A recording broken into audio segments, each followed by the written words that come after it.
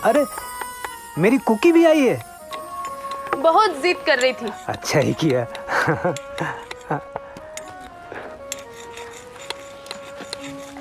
ये कौन है? ये राजा धीराज कनिष्क हैं। क्या करते हैं? ये राज करते थे। मतलब जैसे मैं अपने घर का राजा हूँ, उसी तरह महाराज कनिष्क भी पाटलिपुत्र से खोतान तक राज करते थे।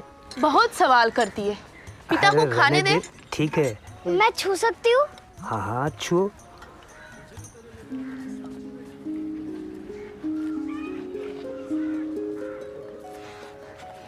बाप रे, इतने बड़े जूते।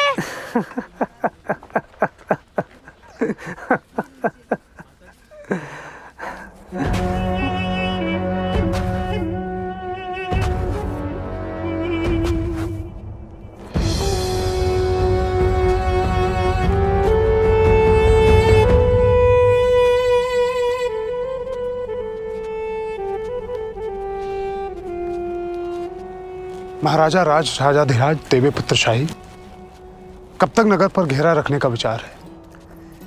जब तक विजय नहीं होती राजा मात्य। देवपुत्र महाराजा राजाधिराज, नगर से दूत आया है। उसे यहीं ले आओ।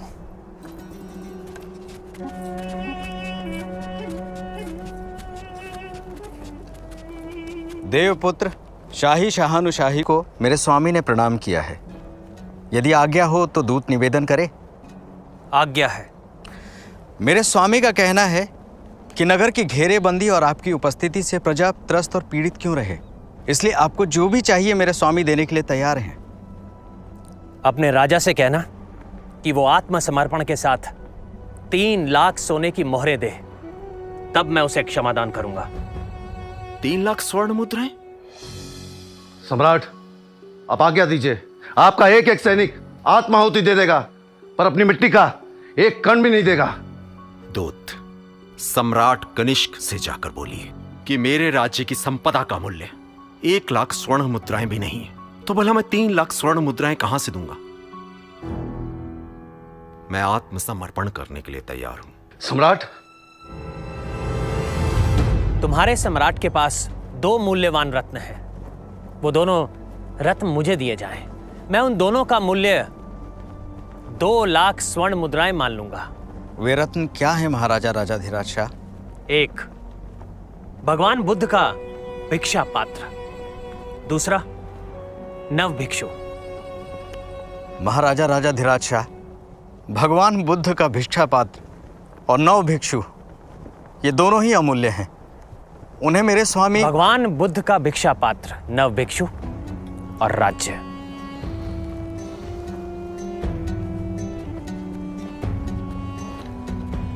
राजाधिराज, भिक्षा पात्र और नव भिक्षु का क्या करेंगे शाह? भगवान बुद्ध का भिक्षा पात्र कभी खाली रहना चाहिए? नहीं शाह। किसी भी भिक्षु का पात्र खाली रहना चाहिए? नहीं शाह।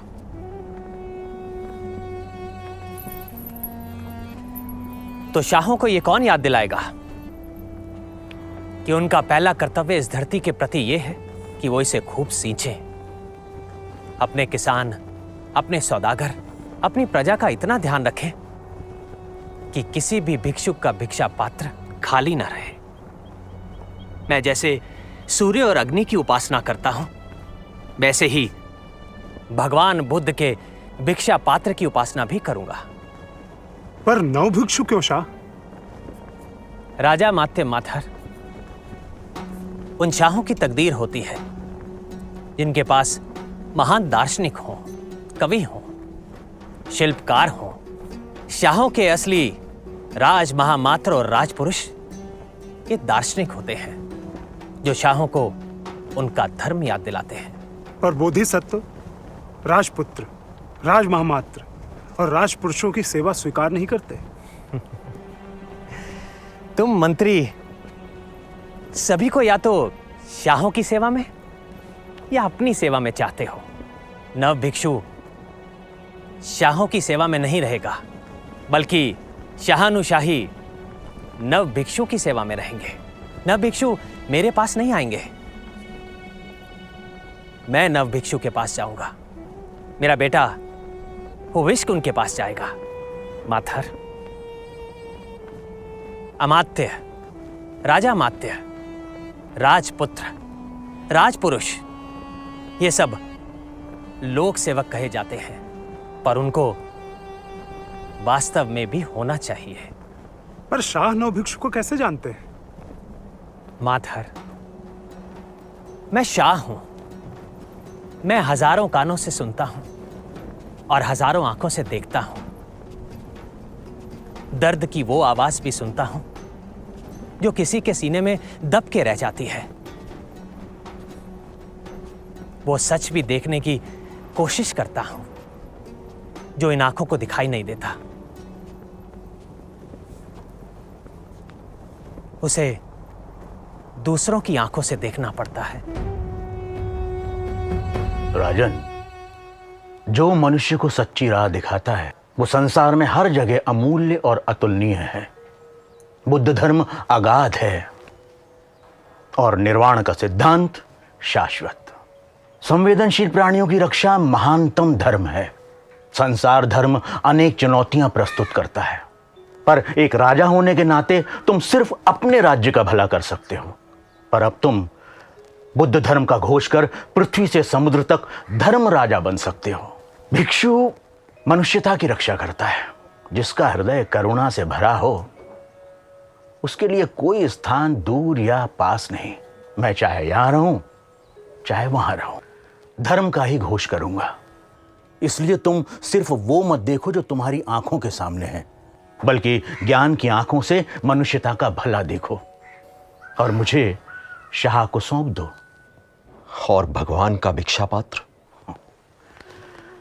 शाह भिक्षा पात्र को नहीं, धर्म को पुरुषपुर ले जा रहा है। धर्म को अभी दूर दूर तक जाना है। शाहों का शाह बुद्ध का भिक्षा पात्र आदर से उठाएगा। ले जाने दो इसे शाह को।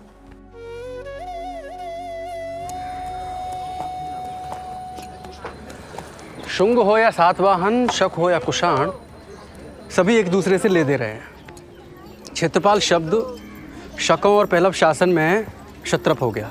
महाक्षत्रप राजा के लिए और क्षत्रप उपराजा के लिए प्रयोग में लाया गया।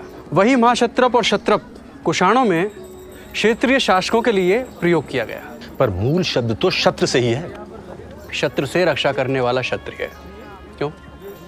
अब शक शासन में कार्यकारी अधिकारी कर्म सचिव कहे जाते हैं। तो पहले कर्मांतिक था या सातवाहन में नवकर्मी।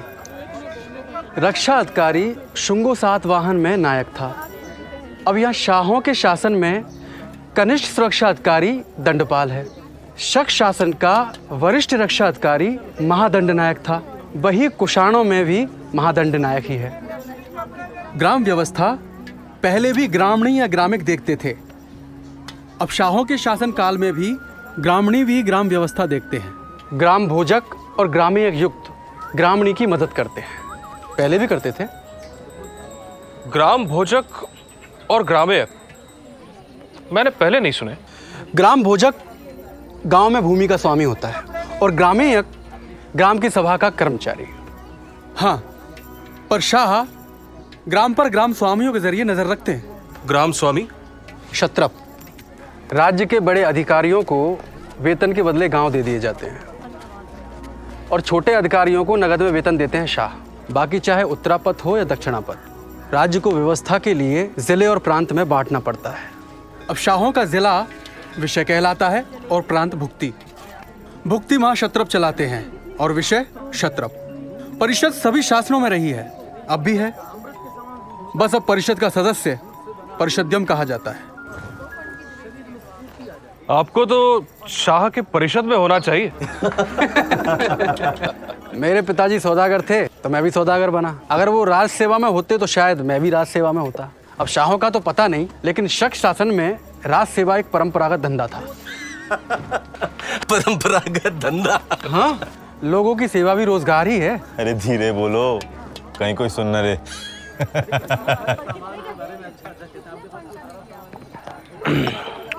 देवपुत्र शानुशाही से मिलना था। कावेरी पट्टनम से उनके लिए मोती ले आया। सुना है शाह मध्य देश की विजय यात्रा से भगवान बुद्ध का भिक्षा पात्र और कोई बौद्ध भिक्षु ले आए। कौन है ये भिक्षु? सुना है पहले कोई उग्र तापस था। कौन है ये उग्र तापस जिसने बुद्ध के भिक्षुओं का जीना दूभर कर रखा है? प्रचंड सन्यासी है और धर्म का विरोधी। सन्यासी और धर्म का विरोधी? धम्म का, बुद्ध के धम्म का। धर्म का विरोध कोई कैसे कर सकता है? सिर फिरा है। बिहार के बाहर खड़ा रहकर भिक्षुओं को चुनौती देता है कि वैदिक धर्म श्रेष्ठ है। मुन्नो, जिसने धम्म को पा लिया है मुझसे बात करे, वरना बुद्ध के वचन रटना बंद करे। उपासकों के घर के बाहर खड़ा रहकर श्रावकों को धमकी देता है कि घर में बुद्ध की उपासना और घंटा बजाना बंद करो। ये तो सहिष्णुता नहीं है, उसे कोई रोकता क्यों नहीं? अब एक सन्यासी का कोई क्या बिगाड़ सकता है? महावीर और बुद्ध को क्या कम चुनौतियां मिली थी? समय ही सभी प्रश्नों को सुलझा देता है और बड़ों बड़ों को जमीन पर ला देता है। अरे तुम सब तो ब्राह्मणों की तरह बात करने लगी। क्यों? महिलाओं को मूर्ख समझती हो तुम? एक दिन में सीधा कर दे उस तापस को वाद में, पर वो महिलाओं से बात करेगा नहीं और हमारे ब्राह्मण पति उसे रोकेंगे नहीं। सन्यासी जो है। चिंता ना कर भगनी, 18 क्षौणी से जो ना हारा उसे मुट्ठी भर लोगों ने धूल चटा दी थी। किसको? अर्जुन को।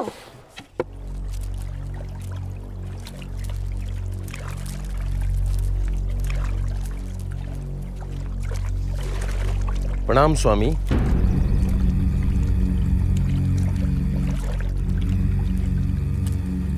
इस रूप काया को भिक्षु पार्श्व कहते हैं।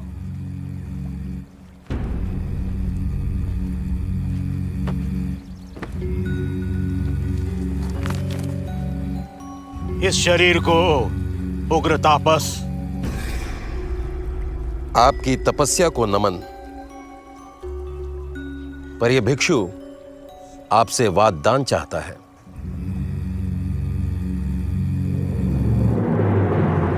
वाद में पराजित होने वाले को क्या दंड दिया जाए सन्यासी? हारने वाले की जीभ काट दी जाए। यह हिंसा होगी। जो हारे वो जीतने वाले का शिष्य हो जाए।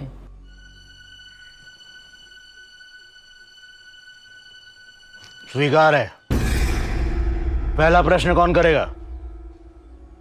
मैं आयु में तुमसे बड़ा हूं, तुमसे वाद करने के लिए दूर से आया हूं, और सभा में वाद करने के लिए आसन भी मैंने पहले ग्रहण किया है, इसलिए पहला प्रश्न मुझे करना चाहिए। मेरे लिए कोई अंतर नहीं पड़ेगा। आप जो भी कहेंगे मैं उसका खंडन करने वाला हूं, इसलिए आप पूछें। इस संसार को शांति और दीर्घायु, प्रजापालक से युक्त, धन धान्य और आनंद से पूर्ण, सारे दुखों और आपदाओं से मुक्त संसार बनाना चाहिए।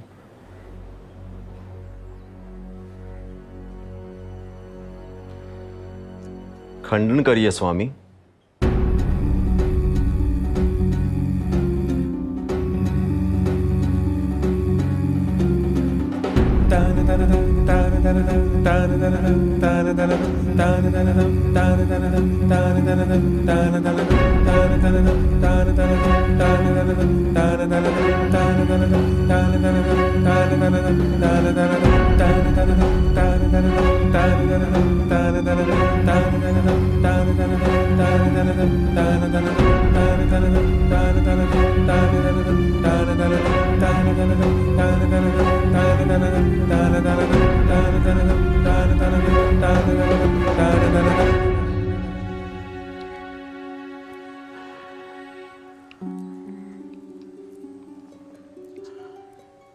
मैं उपसंपदा लेने के लिए तैयार हूं बनते। अब तुम नव भिक्षु हो।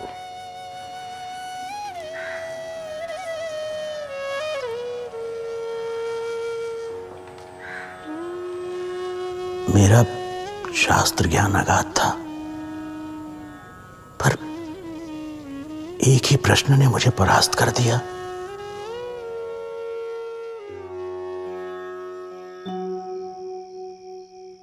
इस संसार को शांति और दीर्घायु, प्रजापालक से युक्त, धन धान्य और आनंद से पूर्ण, सारे दुखों और आपदाओं से मुक्त संसार बनाना चाहिए। क्या यही धर्म है शासक का? क्या यही धम्म है भिक्षु का?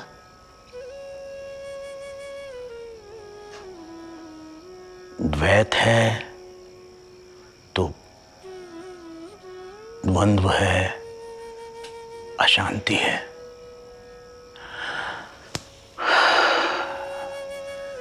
अद्वैत है तो निर्द्वंद्व और शांति।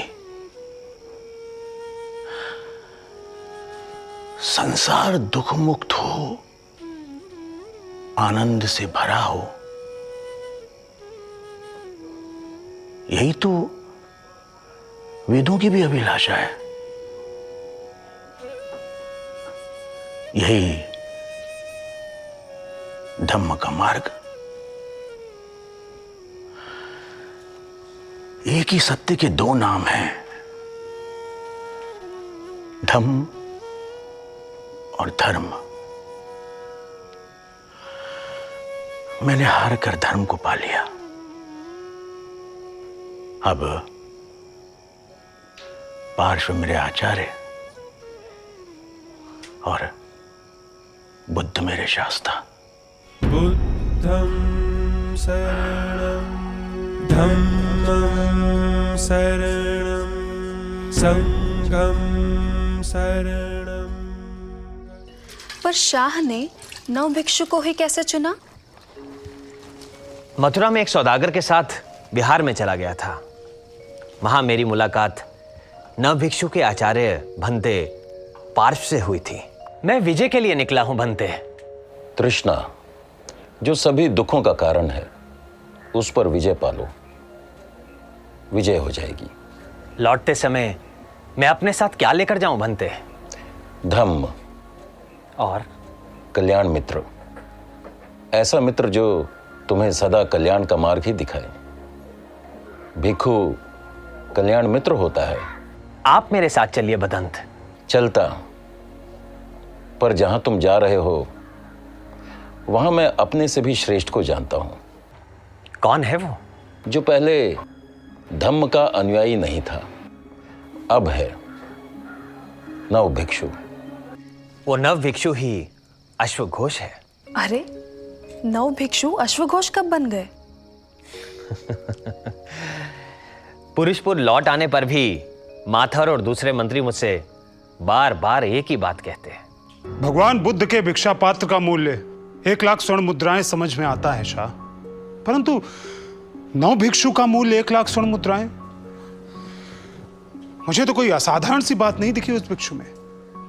बुद्ध के भिक्षा पात्र का कोई मूल्य दे सके ऐसे किसी राजा ने जन्म लिया है संसार में माथर? फिर मेरी क्या औकात? शाह, हम सभी को और मुझे भी नवभिक्षु का मूल्य ठीक नहीं लगा। मुझे इस बात की खुशी है कि इतने दिनों बाद भी मेरे राजा मात्य राज्य की आय की चिंता करते हैं। क्यों ना उस नव भिक्षु की परीक्षा ली जाए? क्यों? कौन करेगा प्रश्न नव भिक्षु से? मैंने दूर और पास के भिन्न भिन्न पंथों के श्रमणों को बुलाया और नव भिक्षु से धम्म का उपदेश देने की प्रार्थना की। नव भिक्षु ने बुद्ध की कथा और धम्म का उपदेश दिया। सबका मन करुणा और मैत्री से भर गया। सब में धम्म जिज्ञासा जागी। पर माथर और मेरे मंत्री अभी भी संतुष्ट नहीं थे। इसलिए मैंने 7 घोड़े, जिन्हें मैंने 6 दिनों से भूखा रखा था, ऐसे घोड़ों के सामने सभा में नव भिक्षु को धम्म देशना देने को कहा। अश्वों को धम्म उपदेश? हाँ।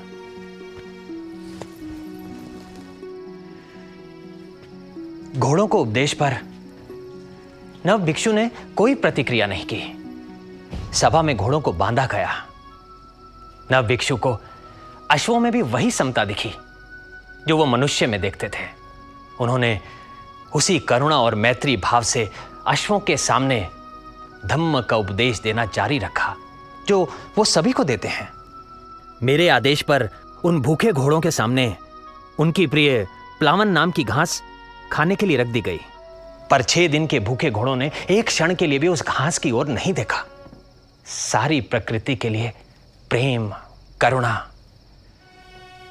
और मैत्री से भीगे मन ने घोड़ों के मन में भी स्पंदन उत्पन्न कर दिया। घोड़ों की आंखों से भी आंसू बहने लगे। मेरे मंत्रियों ने उसी क्षण नव भिक्षु के मूल्य को पहचाना, जो राग विराग से परे मनुष्य और पशु सबका कल्याण मित्र है। मेरे मंत्रियों की आंखें भी छलकने लगी और उसी बोधि सत्व के लिए मेरे मन में एक शब्द गूंजा, अश्वघोष। जिसकी वाणी अश्व भी समझते हैं, जिसका घोष सुन अश्व भी करुणा से भर उठते हैं। मैंने उस नव भिक्षु को पुकारा, अश्वघोष, और उनके चरणों में गिर पड़ा। ना मैं सिक्कों में अच्छा दिखता हूं और ना ही शिल्पों में। सिक्कों में तो ठीक ठाक दिखने वाला आदमी भी भयानक लगने लगता है। तुम्हारी कोई गलती नहीं है। रूप पर तो मूर्ख ही मोहित होते हैं शाह। ब्राह्मण भी धम्म की भाषा बोलने लगे। उपनिषद भी आत्मा की अमरता की घोषणा करते हैं, रूप की नहीं शाह। मित्र का अंकन भी अच्छा है, पर ध्यान रखना कि शब्दों के अंकन में अशुद्धि नहीं रहे। माथर, मुझे हर सिक्के का वजन समान चाहिए, सोना शुद्ध। मुझे कोई भी मिलावट स्वीकार नहीं। कुषाण की स्वर्ण मुद्रा के मूल्य और शुद्धता पर किसी भी सौदागर और प्रजा को अविश्वास नहीं होना चाहिए, चाहे फिर वो रोम का हो या चीन का। हमारे सिक्के हमारी प्रतिष्ठा है। एक भी नकली सिक्का बाजार में चलता है तो प्रजा के विश्वास को चोट करता है। इसलिए गमजोर को सिक्कों की परीक्षा बार बार करने को कहो। शाह ने सोने का नया सिक्का जारी किया है, देखा है तुमने? मैं तो पुराने सिक्कों से ही काम चला रहा हूँ।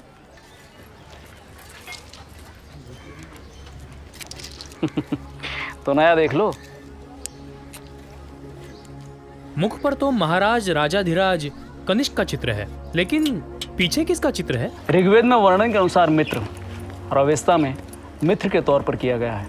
यानी भारतीय और पर्सिया के देवता। हाँ, ईमानदारी, मित्रता, अनुबंध और भेंट, मेल मिलाप के देवता। भारत बल्ख से लेकर रोम देश तक मित्र देवता अलग अलग रूपों और नामों में जाने जाते हैं।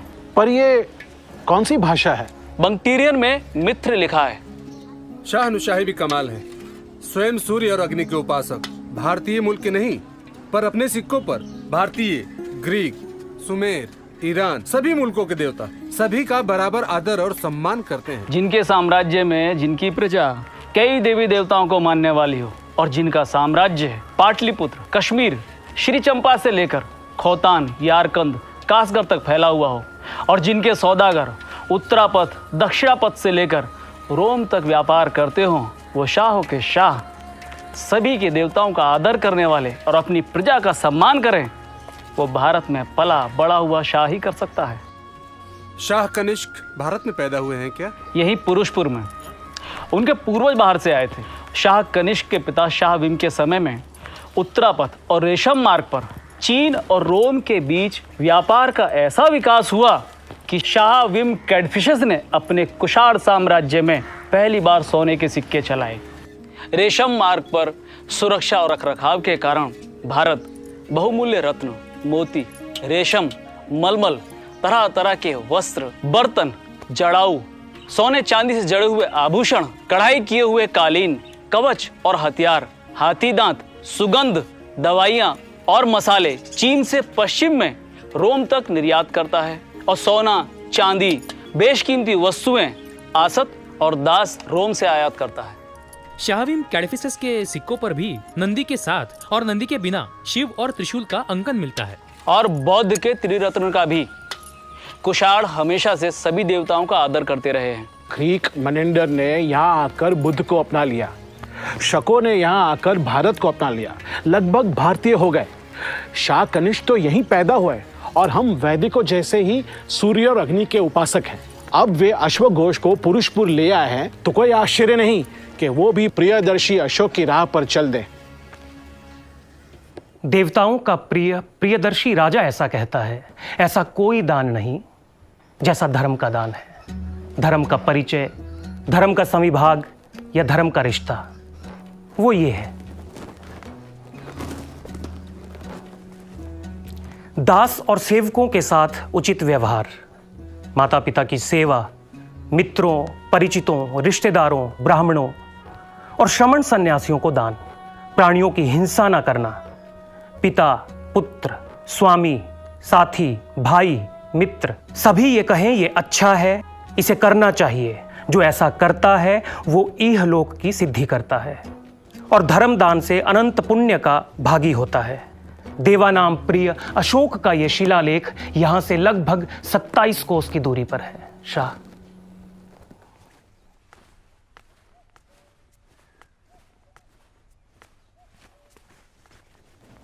और ये लगभग 71 कोस की दूरी पर है। ऐसा ही आलेख गांधार में भी है। मैं वहां जाना चाहूंगा माथर।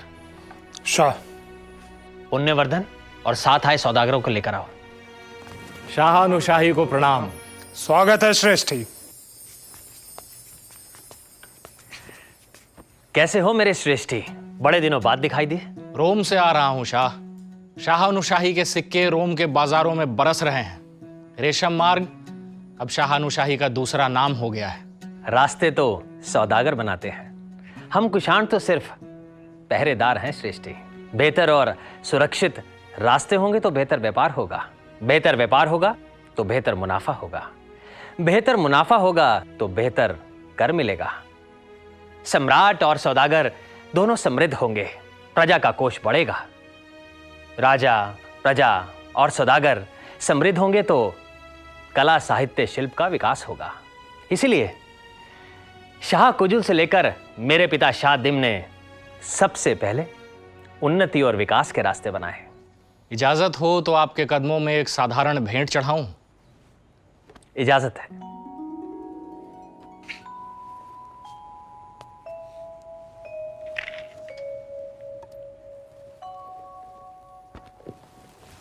और अब एक असाधारण भेंट जिसकी कीमत मैं नहीं लगा सकता।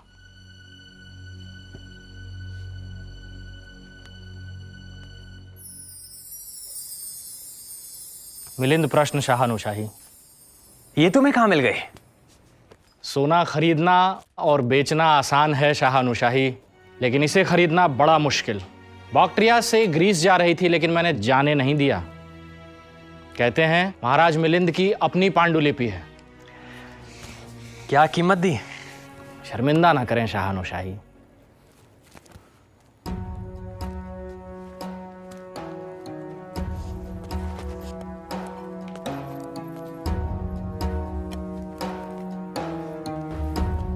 बनते, ये केश नागसेन है।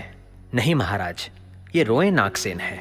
नहीं महाराज, ये नख, दांत, चमड़ा, मांस, स्नायु, हड्डी, मज्जा, वृक्क, हृदय, यकृत, क्लोमक, प्लीहा, फुफ्फुस, बड़ी आंत, पतली आंत, पेट, मल, पित्त, कफ, पीब, लोहू, पसीना, मेद, आंसू, चर्बी, लार, सिणक, लसीका, मस्तिष्क, मूत्र नागसेन है। नहीं महाराज।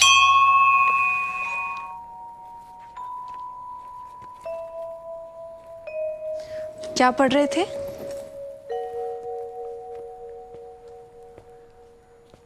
मिलिंद प्रश्न। यह कौन सा प्रश्न है? बदंत नागसेन को ग्रीक राजा मिलिंद द्वारा पूछे गए धर्म संबंधी प्रश्न। देख रही हूं आपकी धर्म जिज्ञासा बढ़ती जा रही है। धर्म है ही ऐसा जो उसे जानने के रास्ते पर चल पड़ता है, धार्मिक हो जाता है। महाराज मिलिंद ग्रीक थे, उन्होंने भी धम्म को अंगीकार कर लिया और अंत में भिक्षु बन गए। भारत को जीतने का स्वप्न देखने वाले भारत के हो गए।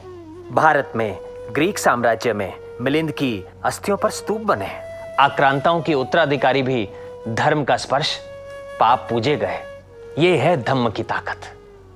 जिसने भी धर्म को जाना उसने तलवार रख दी, युद्ध घोष बंद कर दिया और धर्म घोष शुरू किया। फिर वो चाहे अशोक मौर्य हो या ग्रीक मिलिंद। झूठ कहते हैं वो लोग जो कहते हैं कि धर्म के लिए तलवार उठानी पड़ती है। धर्म तो तलवार फेंकना, तलवार छोड़ना सिखाता है। झूठ कहते हैं वो लोग जो कहते हैं कि पुष्य मित्र ने वैदिक धर्म की रक्षा के लिए तलवार उठाई थी। यदि ऐसा होता तो अशोक के साम्राज्य का एक स्तूप, एक शिलालेख, एक स्तंभ नहीं बचता। तलवार हमेशा सत्ता और सिंहासन के लिए उठी है। प्रिय, सही प्रश्न किया था बनते पार्श्व ने, बनते अश्वघोष से कि संसार को शांति प्रिय, दुखों और अवसादों से मुक्त, धन धान्य से युक्त बनाना चाहिए। और वो तलवार से नहीं हो सकता, वो करुणा और मैत्री से ही हो सकता है। जो तलवार से लिखा जाए, हिंसा से फैलाया जाए, वो धर्म हो ही नहीं सकता। आपने भी अशोक और मिलिंद की तरह धम्म को अपना तो नहीं लिया? प्रिय, धम्म प्रकाश है, उसे अपनाना नहीं पड़ता। रोशनी रोकने के लिए पर्दे ना डालो तो उससे बच नहीं सकते। मैं कब धम्म का उपासक हो गया मुझे पता ही नहीं चला। मिलिंद प्रश्न मुझे नहीं सुनाएंगे? बनते, मैं अपने सिक्कों पर भगवान बुद्ध के रूप को अंकित करना चाहता हूं। राजन, तुम्हारे सिक्कों पर अंकित भारतीय, ग्रीक, फारसी या सुमेर के देवताओं की जगह अपना रूप उत्कीर्ण देखने की किसी बुद्ध की कामना नहीं हो सकती। क्यों करना चाहते हो तुम योग क्रम? बनते, इससे धर्म के सार की वृद्धि होगी। कनिष्क, धर्म मानने का नहीं है। क्या तुम कह सकते हो कि जो अपना अपना धर्म मानते हैं वे धार्मिक हैं? धर्म जानने का नहीं है। क्या तुम कह सकते हो कि जो धर्म को जानते हैं, धर्म की व्याख्या करते हैं, वे धार्मिक हैं? धम्म तो आचरण का है, जो धम्म को आचरण में लाता है वो धार्मिक है। भंते, प्रियदर्शी ने भगवान बुद्ध के अस्थि अवशेषों पर स्तूप बनवाकर भगवान की धर्म काया को पूरे साम्राज्य में फैलाया, ताकि उपासक भगवान की रूप काया और धम्म काया दोनों की उपासना कर सके। महाराज मिलिंद ने अपने सिक्कों पर धर्म चक्र भी खुदवाया और धर्मिकस भी लिखवाया। इससे दूर दूर के देशों को पता चला कि मिलिंद धम्म का उपासक है। त्रिरत्न मेरे पूर्वज अंकित करते रहे हैं, पर मैं चाहता हूं मेरे सिक्कों पर बुद्ध भी हो, ताकि दूर दूर के देशों में रह रही मेरी प्रजा और रोम से लेकर दक्षिणा पथ के बाजार में जहां जहां मेरे सिक्के चलते हैं, सभी को तथागत बुद्ध का ज्ञान हो। इससे धम्म जिज्ञासा बढ़ेगी भंते। कनिष्क, चक्र, पदचिन्ह, बोधि वृक्ष, सिंहासन जैसे प्रतीकों से बुद्ध को शिल्पों में अंकित किया गया है, पर बुद्ध के रूप को आज तक शिल्पों या सिक्कों में अंकित नहीं किया गया है। मैं जानता हूं भंते, इसीलिए प्रार्थना कर रहा हूं। उपनिषदों में भी मूर्तियों का कोई स्थान नहीं था, पर सनातन धर्म ने कर्म और ज्ञान मार्ग के साथ भक्ति का मार्ग भी ढूंढा और अपने अनुयायियों के लिए ईश्वर को मूर्तियों के रूप में अभिव्यक्त किया। मेरे अलग अलग राष्ट्रों की प्रजा आस्था भक्ति के कारण अपने अपने व्यक्तिगत देवताओं पर विश्वास करती है, उनकी मूर्तियां बनाती है। उसका एक भावनात्मक आकर्षण भी है और प्रार्थना करने के लिए उसके सामने अव्यक्त का एक व्यक्त रूप भी है। बुद्ध ने धम्म चक्र प्रवर्तन किया, वो निरंतर चलता रहे, इसके लिए हमें उसे गति देनी चाहिए। इसीलिए मैं अपनी प्रजा को भगवान बुद्ध का रूप देना चाहता हूं। ज्ञान शुष्क हो सकता है, पर भक्ति और पूजा रसमय होती है भंते। बौद्ध दर्शन विश्व के लिए नए कलेवर में पुरातन सत्य की नई व्याख्या मांगता है, क्योंकि अब धम्म का साम्राज्य सिर्फ भारत तक नहीं रहा। अब उसके अनुयायी ग्रीक साम्राज्य, चीन साम्राज्य, पर्शियन साम्राज्य में भी हैं। पूरा धम्म साहित्य पाली में है। क्यों हम संस्कृत जानने वाले, पढ़ने वालों को उससे वंचित रख रहे हैं? बुद्ध की वाणी, त्रिपिटक क्या संस्कृत में नहीं हो सकते? क्या चीनी भाषा में उसका अनुवाद नहीं हो सकता? क्या बुद्ध और धम्म पर सिर्फ भारत का अधिकार है, विश्व का नहीं हो सकता? कनिष्क, इसकी अनुमति तुम्हें बौद्ध संगीति ही दे सकती है। इसके लिए तुम्हें चौथी बौद्ध संगीति बुलानी पड़ेगी। कश्मीर में श्रीनगरी के पास कुंडल वन संगीति के लिए हर तरह से उपयुक्त स्थान रहेगा। अगेसी लाओस श्रीनगरी प्रियदर्शी अशोक की नगरी भी है। राजाधिराज, श्रीनगरी के पास ही एक पुर बसाओ। यह तुम्हारे नवकर्मिक विभाग के लिए सबसे बड़ी परीक्षा है। भिक्षुओं के लिए विहारों की व्यवस्था में कोई कमी नहीं रहनी चाहिए। हुविष्क, बौद्ध संगीति की सारी व्यवस्था तुम करोगे। शानुशाही, इस पुर का क्या नाम रखें? कनिष्कपुर कैसा रहेगा शाह? यह बौद्ध संगीति क्या है जिसमें पिता, पुत्र और कपीश से लेकर पुरुषपुर तक के राजा माती व्यस्त हो गए हैं? हुविष्क, तुम ही अपनी मां को समझाओ। बौद्ध संघ में जब धर्म के किसी पक्ष पर मतभेद या वाद होता है या स्पष्टता चाहिए होती है, तो श्रेष्ठ आचार्य और उपाध्यायों की एक महाबैठक बुलाई जाती है। इसे संगीति कहते हैं। ये चौथी संगीति होगी। तो पहली कब हुई थी? पहली संगीति महाराज अजातशत्रु के समय राजगृह में हुई थी। दूसरी संगीति महाराज काल अशोक के समय में वैशाली में, और तीसरी संगीति महाराज अशोक के समय में पाटलिपुत्र में, और चौथी संगीति महाराज कनिष्क के समय में कश्मीर में होगी। ताम्रलिप्ति से लेकर ताम्रपर्णी तक हर जगह आमंत्रण भेजे जा रहे हैं। मैं महाराज अशोक के पुत्र की तरह अपने पुत्र को संघ में नहीं जाने दूंगी शाह। और कहीं तुम स्वयं ही चली गई तो? बनते पार्श्व की तरह एक ही प्रश्न में आपने मां को निरुत्तर कर दिया।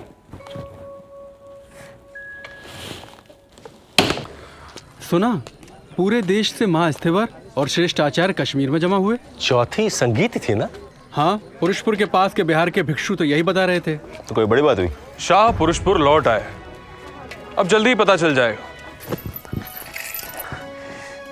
कुंडल वन में 500 भिक्षु एक साथ साम्राज्ञी बनते वसुमित्र अध्यक्ष, बनते अश्वघोष उपाध्यक्ष, संगीति में बनते पार्श्व, बनते नागार्जुन जैसे बौद्ध दर्शन के सूर्य। मुझे तो विश्वास ही नहीं हो रहा साम्राज्ञी कि अपने समय के महान दार्शनिकों के चरणों में बैठने का हम कुशाणों को अवसर मिला। कोई बड़ी उपलब्धि? हाँ साम्राज्ञी,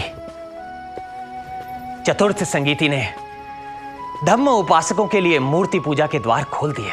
संगीति में धम्म का 2 यानों में विभाजन हुआ, हीनयान और महायान। दोनों में अंतर होगा?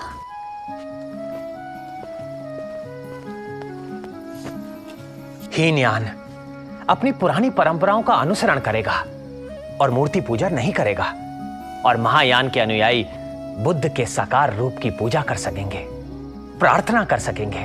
बनते वसुमित्र ने त्रिपिटक पर संस्कृत में महाविभास नामक भाष्य के संकलन का दायित्व लिया।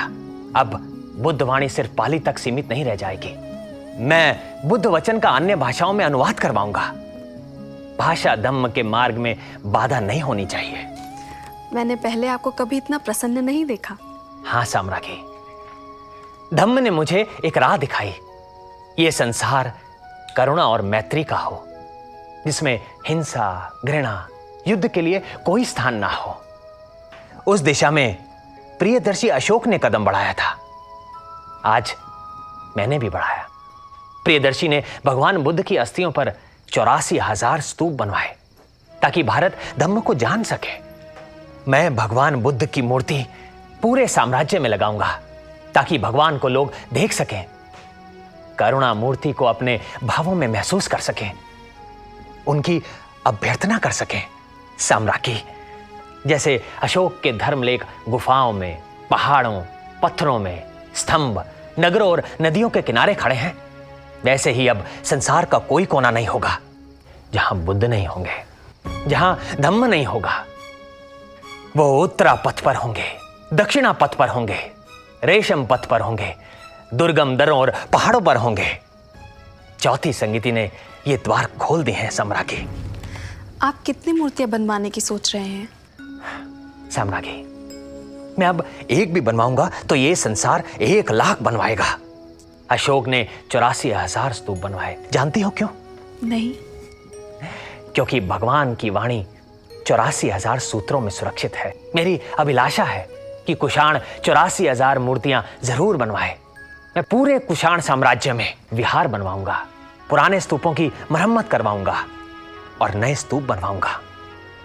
भिक्षुओं को धम्म देशना देने के लिए दूर दूर तक भेजूंगा। यही मेरी बुद्ध, धम्म, संघ, अशोक, महेंद्र, संघमित्रा और धम्म सेनापतियों को श्रद्धा से भरी अंजलि होगी। भगवान आपकी अभिलाषा पूरी करे।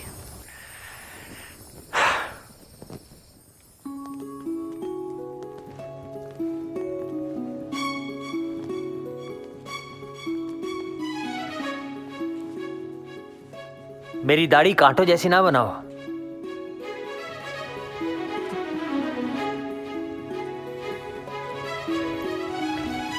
महाक्षत्रप और क्षत्रप के पत्र हैं शाह। बिहार बनवाने के लिए नया विभाग बनवाओ अभी से।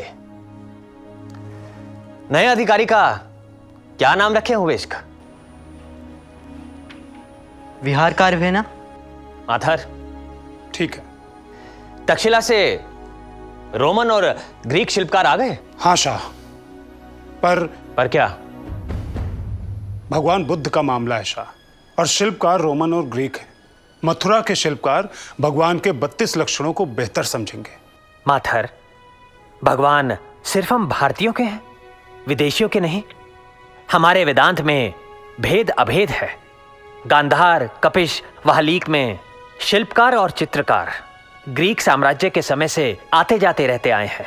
वो विदेशी हो सकते हैं पर उनके हृदय भारतीय हैं। और बुद्ध मथुरा, गांधार और सभी शैलियों में आकार लें, यही तो संगीति की सफलता होगी। बुलाओ उन्हें। जी शाह।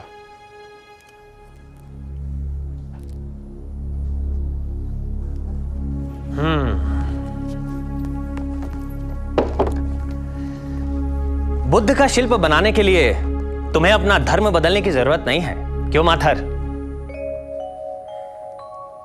मैंने अपने सिक्कों पर ग्रीक देवता हेलियोस, हेफेतोस, सेलेने, अनेमोस, पर्शियन देवता द्रव्सपा, अतर, मैं, मित्र मजदा आदि सभी को खुदवाया, पर मैंने अपना धर्म नहीं बदला। धर्म व्यक्तिगत होता है, और मेरे सिक्के इन देवताओं के कारण किसी ने ना लिए हों, अब तक तो ऐसा नहीं हुआ है। हंसी आ रही है तो हंस सकते हैं आप। मेरे सोने के सिक्के, मेरे चांदी के सिक्के, धरण, तांबे के कारशापण सभी बाजार में है।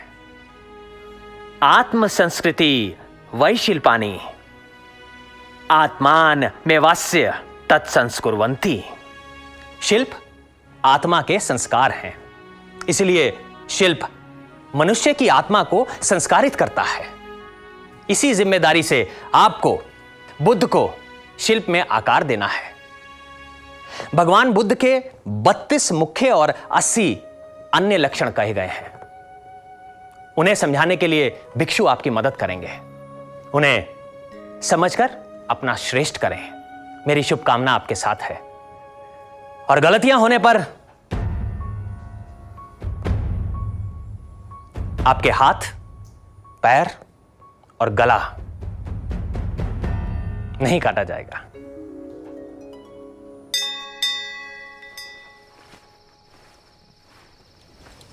बेटा वहां ब्राह्मणों से ब्राह्मण ग्रंथों पर चर्चा कर रहा है, और पति यहाँ बौद्ध ग्रंथ पढ़ रहे होंगे। विनय पिटक। अब मैं जैन ग्रंथ पढ़ने लगूं तो घर में वैदिक और अवैदिक साथ हो जाएंगे। चलो, इस बात से एक बात तो तय हुई कि इस घर में कोई बौद्ध हो ना हो, पर सब बौद्धिक हैं। कहिए, क्या हुक्म है? तुम्हारे लिए एक उपहार लाया हूं। हो ही नहीं सकता, आपसे यह गलती हो ही नहीं सकती।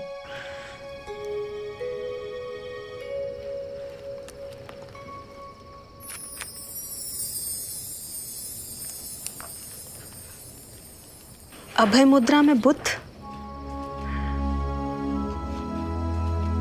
मूर्ति कब दिखा रहे हैं? जल्दी।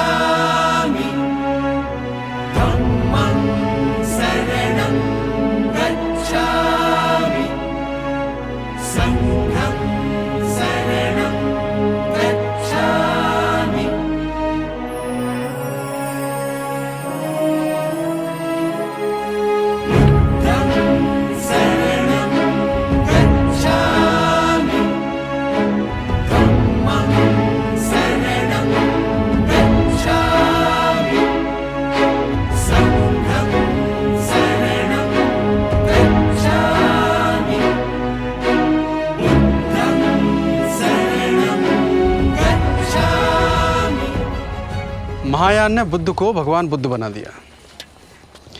शाक्य मुनि बुद्ध, मैत्रेय बुद्ध के रूप के सिक्के भी चल पड़े। तो उसमें गलत क्या है श्रेष्ठी? भग एवं भगवान, भग ही भगवान है। यजुर्वेद तो यही कहता है। भग यानी ज्ञान, वैराग्य आदि आत्मगुण। और कुछ भी कहो, आज रेशम मार्ग पर भी बुद्ध की वाणी गूंज रही है, बुद्ध की प्रतिमाएं लग रही है। कश्मीर में जो कनिष्कपुर है वो नगर का रूप ले रहा है। देश में विहार बन रहे हैं। पुरुषपुर के पास जो पुराना स्तूप है उसे बड़ा किया जा रहा है। आज तक जो देखने में ना आया ऐसा स्तूप बन रहा है। सुना है कि यह नया स्तूप हमारे संसार की सबसे ऊंची इमारत होगी। किसने सोचा था कि बौद्ध भिक्षु संस्कृत को अपनाएंगे? अश्वघोष बुद्ध चरितम, सौंदरानंद काव्यम संस्कृत में लिखेंगे। क्या बात, आइए। महायान से स्पर्धा कहो या प्रेरणा, बुद्ध प्रतिमाओं की देखा देखी वैदिक और जिन देवताओं की बड़ी बड़ी प्रतिमाओं की भी बाढ़ आ गई है। मथुरा और सांची के शिल्पकारों को तो जैसे नया जीवन मिल गया है। बुद्ध ने भारत को धम दिया और कनिष्क ने भारत को प्रतिमा में बुद्ध।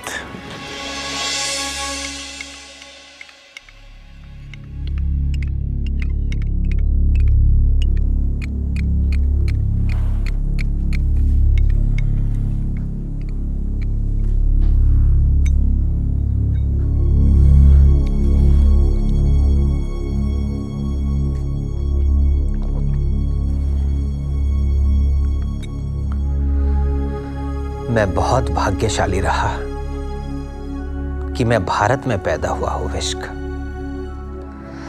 मेरे पिता विम कैटफिसेस या दादा विम तख्तू ने कभी याद नहीं दिलाया कि मैं युची हूं। हम कुषाण भारत के आए, भारत ने हमें अपना लिया और हम भारत के हो गए। इसलिए मेरी एक बात हमेशा याद रखना हो इश्क, कि भारत की ये धरती हमारी मां है और हम इसके पुत्र। मां बेटे का ये रिश्ता सबसे पवित्र रिश्ता है।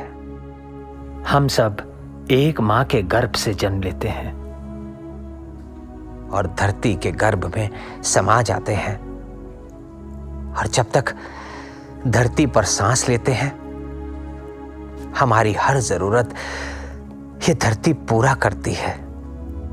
इसलिए हम इसकी उपासना करते हैं। सूर्य हमें ऊर्जा और प्रकाश देता है, इसलिए हम उसकी उपासना करते हैं। चंद्रमा हमें शीतलता देता है, इसलिए हम उसकी उपासना करते हैं। हमें जीवन देने के लिए हम उनका आभार व्यक्त करते हैं विश्क। सिंधु, गंगा, यमुना, कुभा, इन्हें अपनी मां समझना, कभी वैदिक अवैदिक, ब्राह्मण बौद्ध में भेद ना करना। मेरे पिता शिव के उपासक थे, पर सभी देवताओं का सम्मान करते थे। मैं बुद्ध का उपासक हूं, पर मैंने सभी देवताओं का सम्मान किया। मैं जानता हूं कि तुम भी अपने दादा की तरह शिव के उपासक हो। यही भारत है। अपने अपने देवताओं में विश्वास,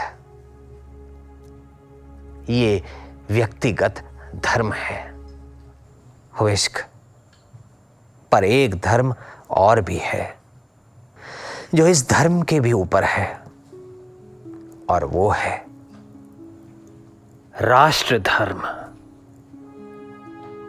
ये धर्म ही शाहों को चलाता है और प्रजा का पालन करता है।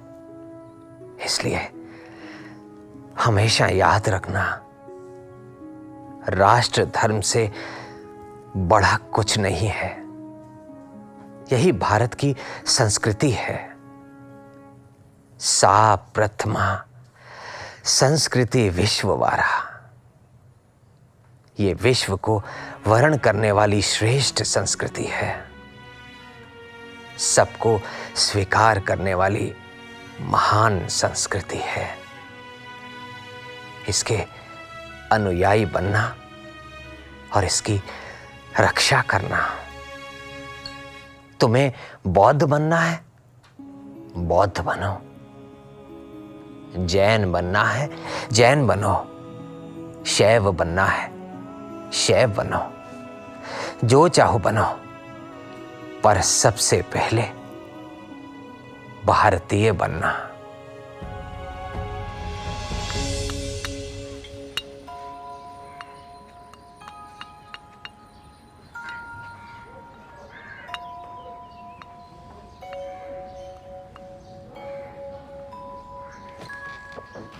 किस सोच में है बप्पा? सोच रहा था कि भला हो राजाधिराज कनिष्क का, जिन्होंने बुद्ध की मूर्तियां क्या बनवाई, हमारे सारे देवी देवता जागृत हो गए। पर महाराज हुविष्क के शासन में तो भगवान शिव और भगवान स्कंद की मूर्तियां बन रही हैं। बुद्ध की भी, और भगवान शिव और भगवान कार्तिकेय की भी। महाराज कनिष्क भगवान बुद्ध के उपासक थे और महाराज हुविष्क भगवान शिव के। इसीलिए उन्होंने मिस्र, रोम और फारस के देवी देवताओं के अलावा अपने सिक्कों पर भगवान शिव और स्कंद के रूप को उकेरा। संसार का सृजन और विसर्जन करने वाले भगवान शिव और दुष्टों से लड़ने के लिए हमेशा तैयार देवताओं के सेनापति स्कंद। भगवान कार्तिकेय के लिए महाराज हुविष्क ने अपने सिक्कों पर लिखवाया है महासेना। बप्पा, राजा महाराजा अलग अलग देवताओं को सिक्कों और मूर्तियों में उकेरवाते हैं, और हम शिल्पी भी तो सभी को समान भाव से पत्थरों में उकेरते हैं। फिर राजा और शिल्पी में अंतर कहां? तू ठीक कह रहा है बेटा। राजा महाराजा भी हमारी तरह शिल्पी होते हैं और होने भी चाहिए। जैसे हम शिल्पी सभी रूपों में अपने ही ईश्वर को देखते हैं और अलग अलग देवताओं के आकार को उकेरते हैं, क्योंकि यह हमारा धर्म है। वैसे ही राजा महाराजाओं को सभी में एक ही सच को देखना चाहिए, वो उनका धर्म है।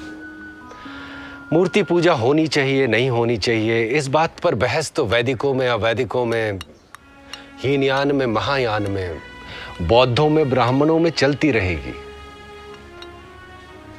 और जब जब इन बातों को लेकर हम आपस में लड़ पड़ेंगे, तब तब इन मूर्तियों के पीछे से कनिष्क, हुविष्क और कुषाण हम पर हंसेंगे।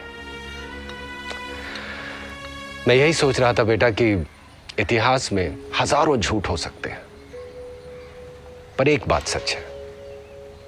क्या है वो सच बप्पा? दुनिया के सभी देवता कहीं एक साथ रह सकते हैं, तो वह भारत है।